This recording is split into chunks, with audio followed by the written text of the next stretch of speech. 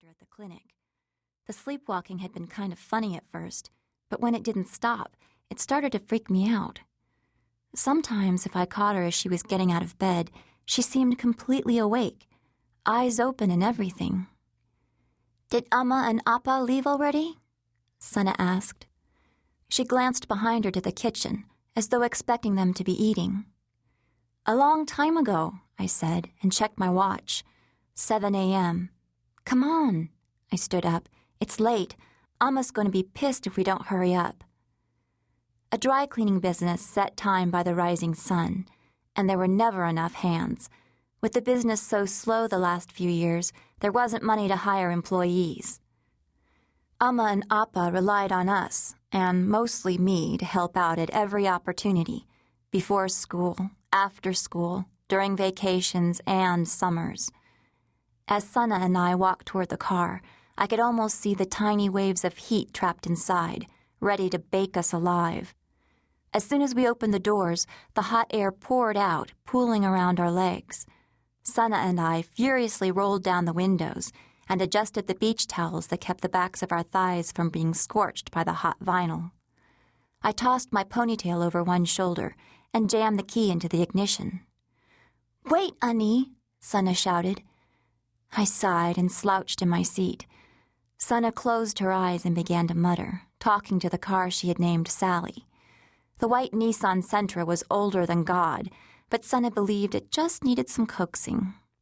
"Okay," Sana said after a minute. "Sally said she'd work for us today?" I asked and smiled. "I told her I'd wash her windows if she was good." Sana quickly patted the burning hot dashboard, then blew on her hand. She treated the car like a pet, rewarding it when everything ran smoothly, gently chiding when we had to take it in for service. It all started the day she learned that plants responded to music and talking. No matter how much I tried to reason with her, she continued talking to the car. I turned the ignition and held my breath.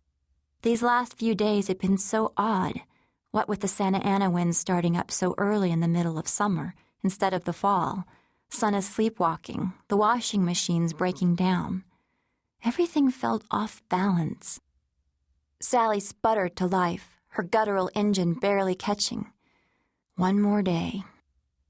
Already the sweat pooled behind my knees and trickled down my calves. I turned on the radio and eased out of the parking space, slowly driving over the 3 speed bumps that led out of the apartment complex, then turned onto the main street. El Cajon Boulevard, 6 lanes of black asphalt stretching far into the horizon, shimmering with waves of heat. Strip malls lined up on either side with their garish painted signs. A song about summer came on, something about soaking up the sun. What a joke. But I started to sing along, loud as I could until Sana broke into laughter. It always amazed me how music could take me to another place. It didn't matter if I was at church singing in the chorus about God, or jamming to the radio, or listening to my CDs. Even the most insipid song had something, a beat, a melody, that lone bass holding everything together. But when a song was right, when everything fell together, each note, each rise and dip of the voice filled me with a sense of yearning, a vastness, the sensation of flight seeping into my skin until I was skimming through the air, the music holding me aloft. Red light. Even this early on a summer day, the migrant workers stood on the corners, waiting for work. For a pickup truck to slow down and stop, a pale arm reaching out the window, motioning for 2 or 3 to hop in back. I didn't understand how they could stand to be dressed in those plaid, button-down, long-sleeve shirts and jeans. Weren't they dying in all those clothes? The light turned green and I sped past.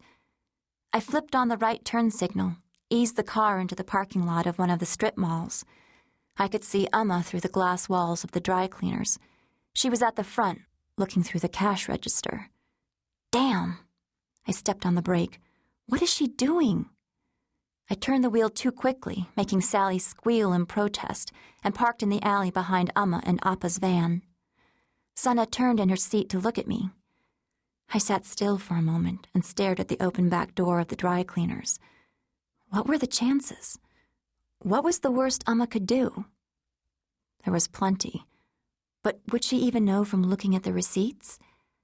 I had been the only one to handle them since the beginning of summer. I cursed under my breath. I should have doctored them yesterday. It was too late now. "Come on," I said, and Sana and I stepped out of the car and walked toward the dry cleaners. Even in this heat, walking into the store was like stepping from the clouds, straight into hell. Sana sticks her arm out the window, pushing her hand through the hot air as the car speeds down the street. Her hand dives down, then up, down, up, a roller coaster ride, a kite on the beach. The wind whips back her shoulder-length hair, making her smile at the way it flies around her head, as though disconnected from her body.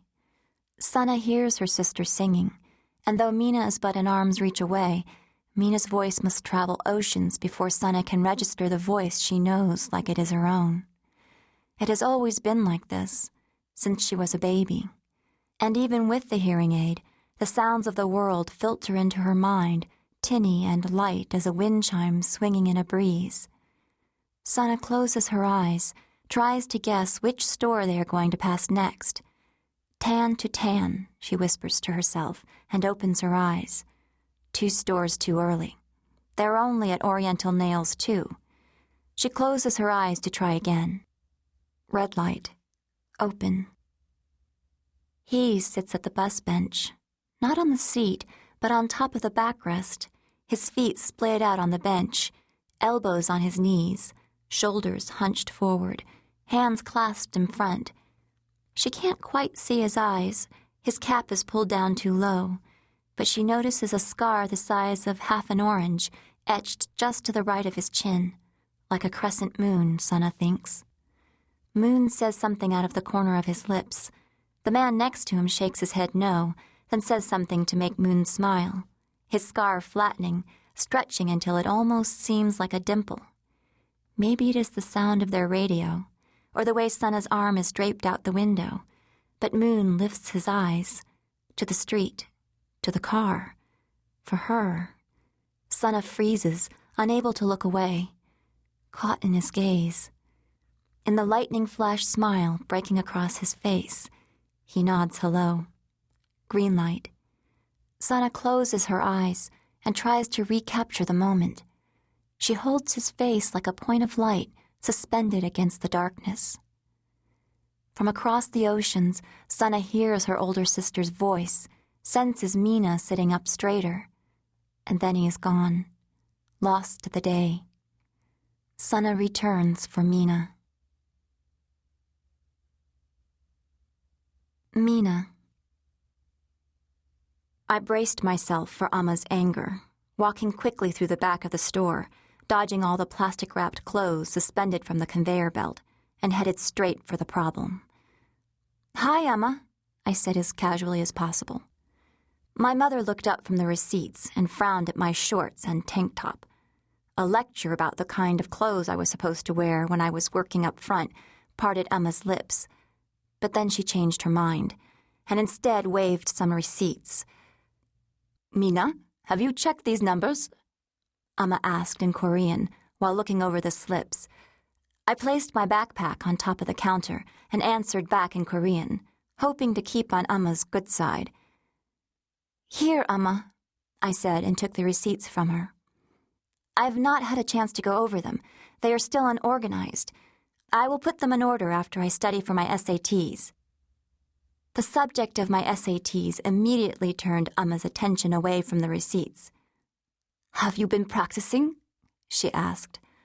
I nodded and took out my practice books to show her. Amma glanced at the red covers and nodded.